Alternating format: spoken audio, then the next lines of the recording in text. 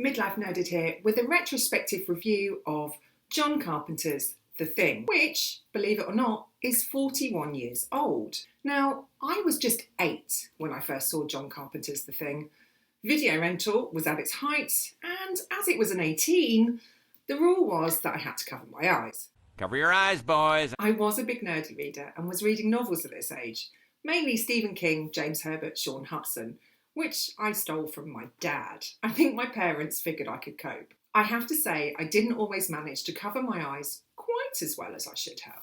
It received a cinematic release in 1982 and was a huge box office fail. A reason for its lack of success was probably due in part to coming out against the Spielberg giant E.T. Audiences were used to the lovable alien who phoned home, whereas this movie is based on a far more nihilistic principle with a parasitic alien and plenty of gore. The critics didn't help, describing it as instant junk and a wretched excess.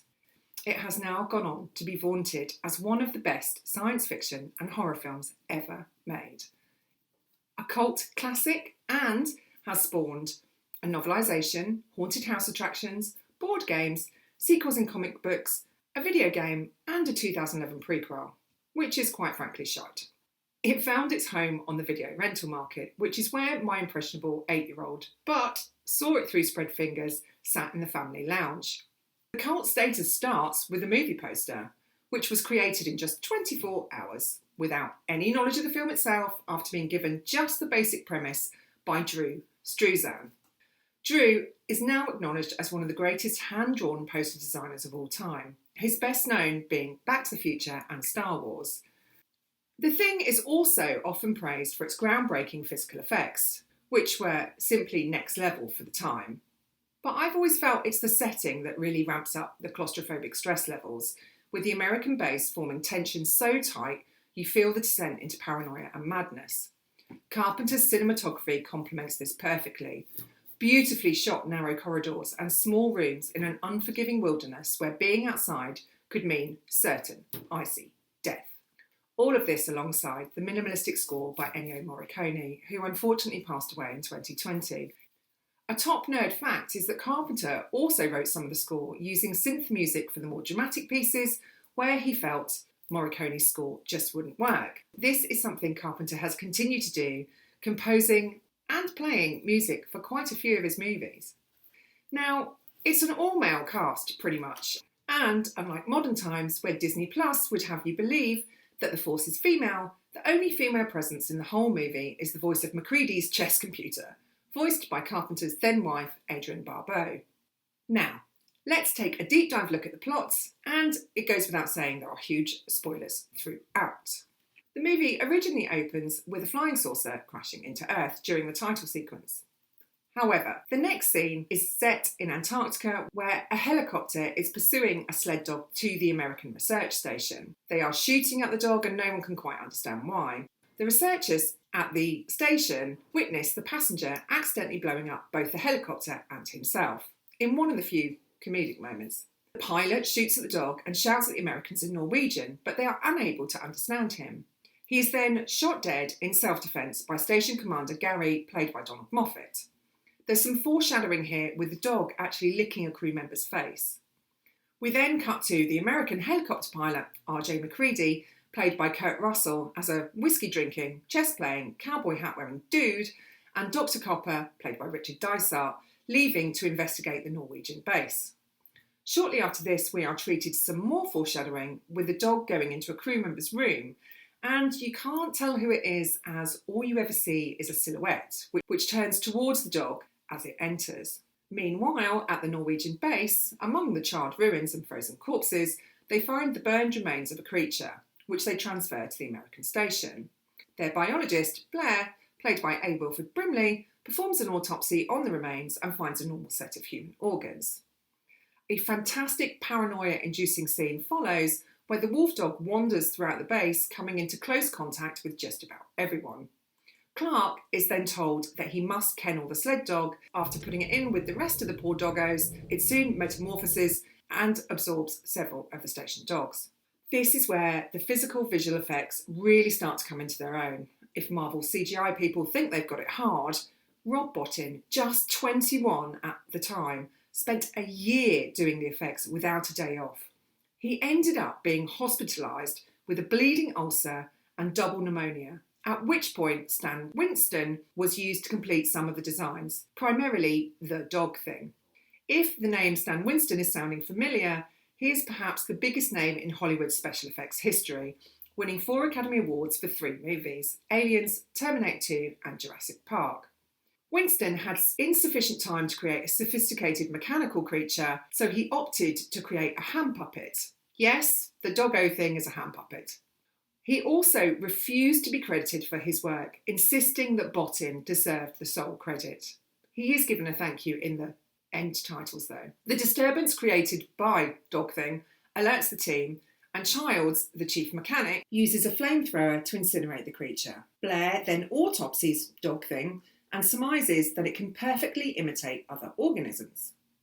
Video they watch, which was recovered from the Norwegian base, leads the Americans to a large excavation site containing a partially buried alien spacecraft. I have to say, even 41 years on, this still looks really realistic. Norris, the geologist, played by Charles Hallahan, estimates this has been buried for over 100,000 years, and they also find a smaller, creature-sized dig site. Once they get back to the American base, Blair then runs a computer simulation that indicates that the creature could assimilate all life on Earth in a matter of years. The station then tries to implement controls to reduce the risk of assimilation. Unfortunately, the remains of the malformed humanoid then assimilate an isolated Bennings, but luckily Windows, the radio operator, played by Thomas G. Waits, interrupts the process and MacReady burns the Benning things outside in the snow. Blair, meanwhile, has been busy and has managed to sabotage all the vehicles, kill the remaining sled dogs and destroy the radio to prevent anyone escaping. This really ramps the tension up as they are now isolated and without contact to the outside world. Blair is then imprisoned in the tool shed. Copper suggests testing for infection by comparing the crew's blood against uncontaminated blood held in storage. But after learning the blood stores have been destroyed, the men all lose faith in Gary's leadership, and MacReady takes command. MacReady, Windows and Knowles find Fuchs' burnt corpse and surmise he committed suicide to avoid assimilation. Windows returns to base while MacReady and Knowles investigate MacReady's shack. During their return, Knowles abandons MacReady in the snowstorm, believing he has been assimilated after finding MacReady's torn clothes in the shack. The team then debates whether to allow MacReady inside. However, he breaks in and holds the group at bay with dynamite. During the encounter, Norris appears to suffer a heart attack. As Dr. Copper attempts to defibrillate Norris, his chest transforms into a huge mouth and bites off his arms. This scene was groundbreaking at the time and really shows off Bottin's work. I highly recommend watching any of the fab documentaries about the making of the thing, and I'll leave a link to my favourite in the description. Whilst this scene is shocking and horrific by itself, Clear.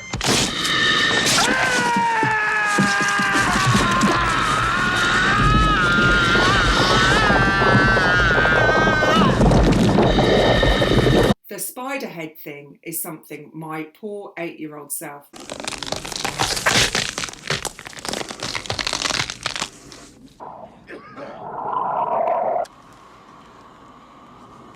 Gotta be fucking kidding.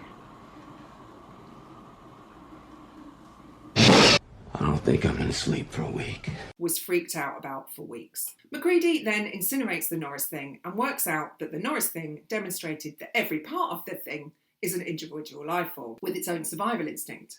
Another iconic scene is up next, where MacReady proposes testing blood samples from each survivor with a heated piece of wire and has each man restrained.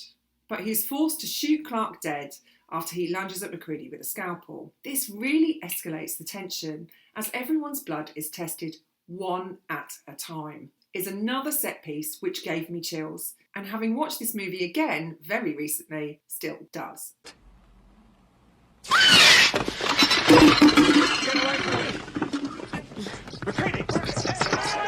Everyone passes the test, except Palmer, whose blood recoils from the heat. Exposed, the Palmer thing transforms and breaks free of its bonds. It attacks windows, forcing Macready to incinerate them both. Childs is then left on guard while the others go to test Blair, but they find he has escaped, which is worrying as the shed was locked from outside.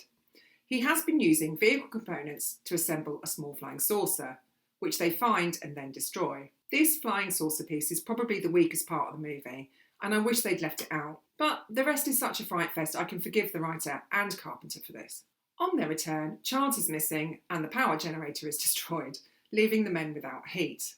It just keeps getting worse. Macready speculates that, with no escape left, the Thing intends to return to hibernation until a rescue team arrives. Macready, Gary and Knowles agree that the Thing cannot be allowed to escape and set explosives to destroy the station. Unfortunately, the Blair Thing suddenly appears and kills Gary, and Knowles just disappears. The Blair Thing transforms into an enormous creature and breaks the detonator, but Macready triggers the explosives with a stick of dynamite, destroying the station. Top nerd fact, they really did blow up the American base and used the ruins for the Norwegian base in the beginning. It was done as part of a cost-saving exercise because the budget effectively went from 10 million to 15 million, probably in large part due to the visual effects. Childs then returns as Macready sits by the burning remnants of the base, saying that he became lost in the storm while pursuing Blair. Exhausted and both slowly freezing to death, they acknowledge the futility of their distrust and share a bottle of Scotch whisky. Ending the Thing was no easy task. Even to this day, the ending remains hotly divisive. The movie's editor and a Universal executive hated it so much they decided to have it changed.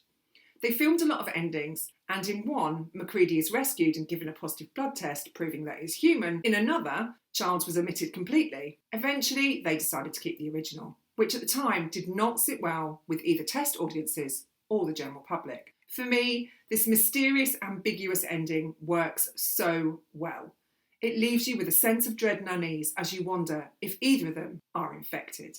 In summary, this is a masterful sci-fi horror written in the 80s, which was a decade of smart storytelling, great dialogue and exceptional physical effects. I would go as far as to say this is some of Carpenter's best work.